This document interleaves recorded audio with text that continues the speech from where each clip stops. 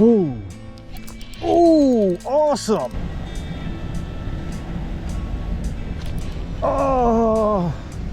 What's going on, you guys? It's your boy Tattooed Angler here, and I'm gonna be hitting the water once again. We're gonna be going for some largemouth bass. In this video, I'm gonna be showing you the simplest finesse technique to be able to muster a bite when the bass are finicky. A lot of you all probably know this. If you are a beginner, you might not know it, but I'm gonna go ahead and show you guys anyways on how to get a bite using this finessey technique. It's cloudy, the temperatures drop down 20 degrees, it's supposed to be a little bit windy. It's a whole mess. So I know that the bass are finicky right now, but we're gonna see if we can muster a bite regardless of the bucket mouths. But if you like stuff like this, please make sure to hit that thumbs up, pow, and then also don't forget to hit that notification bell so you can get notifications of your boy, Mr. Tattooed Angler.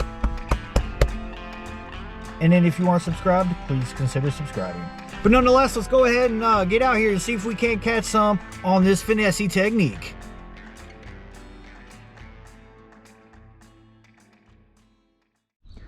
All right, guys, so today's setup is the classic Texas rig. I did a Texas rig video, the last video, and I caught some pretty good bass with it. But we're gonna go weightless this time, and I also downsized my hook to a 2/0 extra wide gap. It is it's a 5-inch Yumdinger Cinco that is on the end of it Junebug color. I have it tied to my 8-pound fluorocarbon leader, and my main line is 8-pound braid on my Tattooed Angler thumb chaser rod. Obviously it's custom made, and I have it on my Daiwa Fuego LT 2500 series spinning reel. So what we're going to do is that we're just going to give it a chuck here and let it fall down a little bit. I'm not even going to do anything. I'm not even going to reel it in. I'm just going to let it fall down, let it flutter down. These bass are probably pretty finicky right now. The weather has changed significantly. I believe that we will catch some fish. This primarily is probably going to be more of a numbers game rather than size. It's going to be quantity, due to the fact that this technique right here primarily gets it drives a bite up. So anything little will hit it more than anything big, really.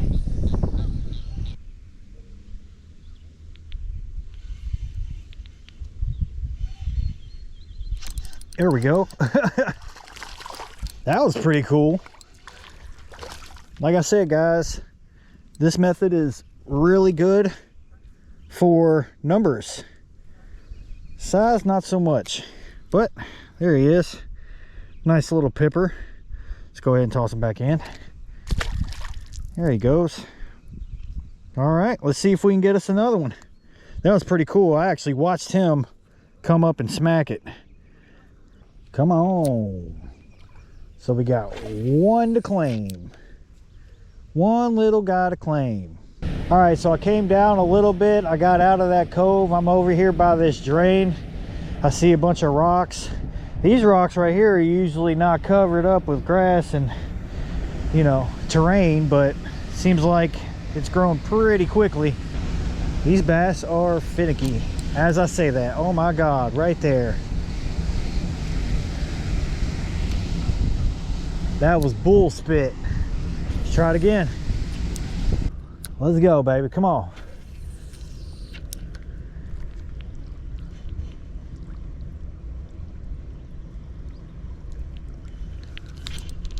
There we go. Thank God. Lord, I've been struggling for you little guys. You feel like a bluegill. Nope, you're a bass. Good Lord. And you're not one to brag about either. The struggle's real, guys.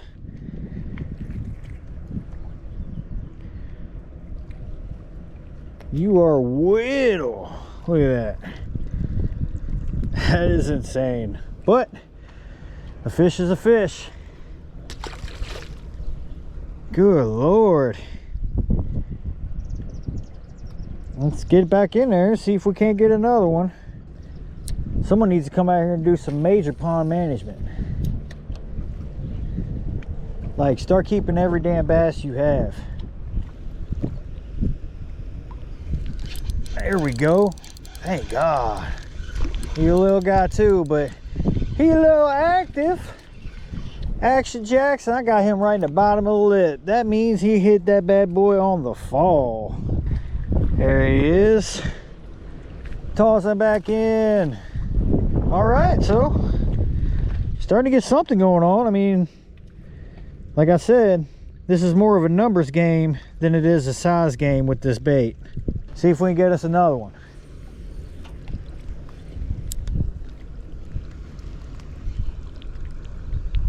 They aren't far. There we go. Oh, nice. That was awesome.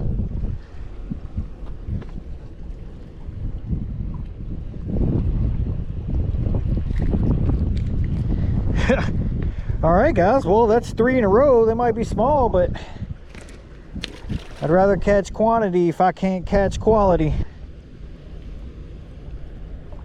These guys are not far from the bank at all.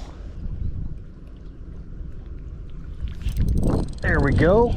Oh yeah, that was awesome. Sick.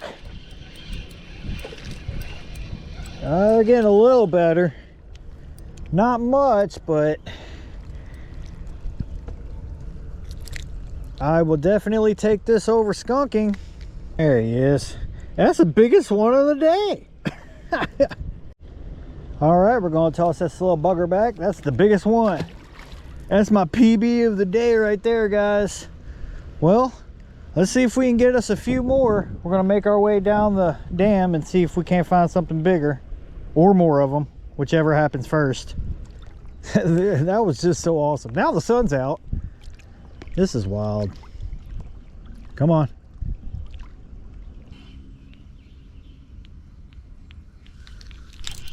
There we go. Oh, he was there. Okay, so they're all along the bank for show. There we go. Oh my God. I think my hook is too small. It's crazy on how close they are though.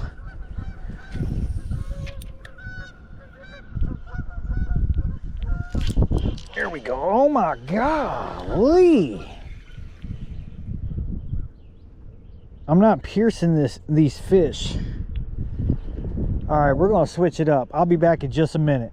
All right, guys, so I have lost so many fish today and I'm feeling like I needed to switch hooks, so I went ahead and took the 2/0 extra wide gap hook off and put on the 4/0, giving it a longer point of penetration, I guess you could say. They're biting, but they're not hooking up. They're just exposing the hook with it being smaller. If I get a bigger one and I just drill them, they're good. They're caught.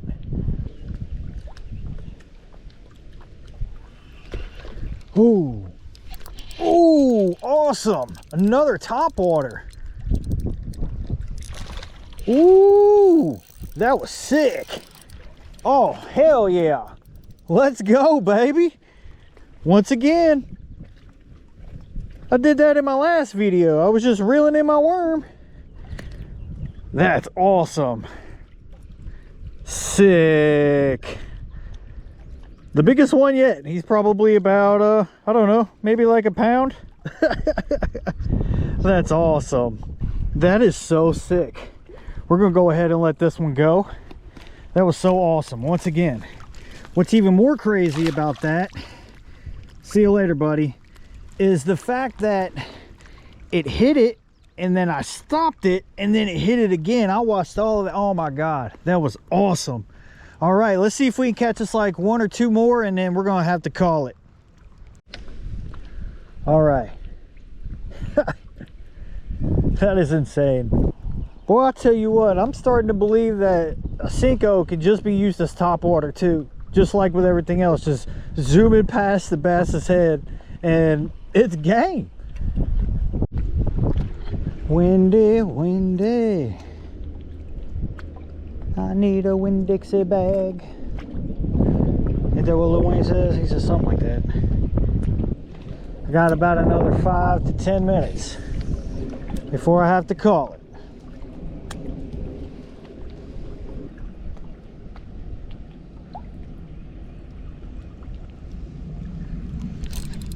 There we go. That's the last one.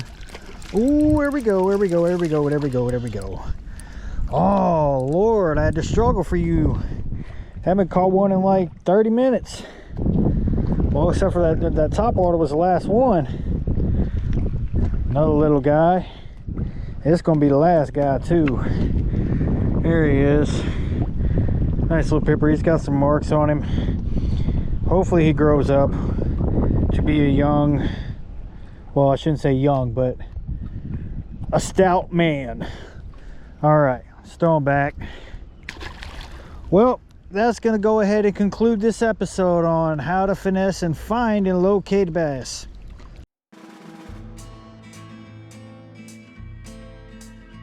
Okay guys, we're going to do a quick summary of what went down today. I've been out for about 2 hours. I went ahead and called it because I have things I got to do once again. I got here and then I caught that one small bass, and then I kept missing over and over and over again, and I couldn't understand why. But I made a slight little change to the size of my hook and started hooking back up again. Plus I also moved locations because the sun was coming out and the rocks were there, and I was like, okay, cool. Rocks heat up faster than everything else, so they might be going for some warmth after the cold front. So we ended up getting into them. The mission was successful. It was kind of tough with the wind and everything, but you gotta do what you gotta do. You just gotta get out there and you just gotta try. But nonetheless, it was successful, and I hope you guys learned something from this. If you like this video, please make sure to hit the thumbs up. Pow, and then also don't forget to hit the notification bell if you haven't already to get notifications of your boy, Mr. Tattooed Angler. But nonetheless, I hope you guys have a good one, and I'll see you guys the next time. Peace.